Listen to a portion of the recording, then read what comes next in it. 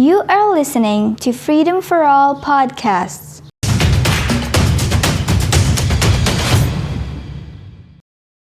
Prior to the partitioning of the subcontinent into the dominions of India and Pakistan, the state of Jammu and Kashmir was one of the 565 princely states that were not under the direct control of the British colonial administration and retained a great degree of autonomy to manage their own affairs. On August 5, 2019, Narendra Modi abrogated Article 370 and 35A in respect of the Indian-occupied state of Jammu and Kashmir. Article 370 conferred on Jammu and Kashmir the power to have a separate constitution, a state flag, and autonomy of internal administration. Article 35A of the Indian Constitution was an article that empowered the Jammu and Kashmir state's legislature to define permanent residents of the state and provide special rights and privileges to those permanent residents.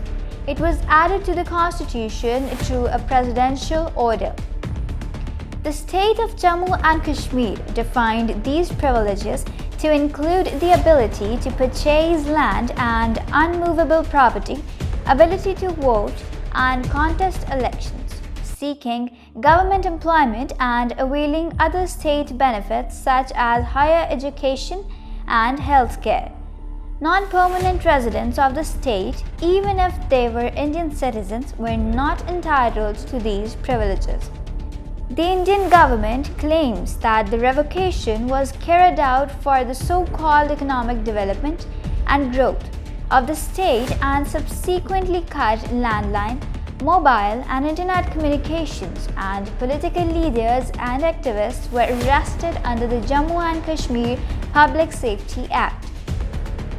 Reuters reported that, according to a government report dated September 6, 2019, more than 3,800 people were arrested.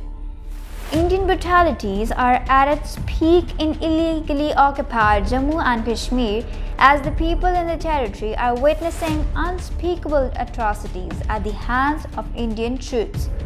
Killings, arrests, torture and molestation of women are widespread in Iiojk, and besides killing the Kashmiris, the Indian troops are destroying their properties and demolishing their homes in the occupied territory.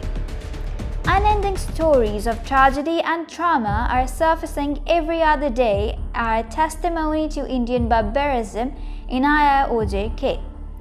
More than 609 innocent Kashmiris have so far been martyred by the Indian occupation forces in staged encounters since India's illegal and unilateral actions of 5 August 2019.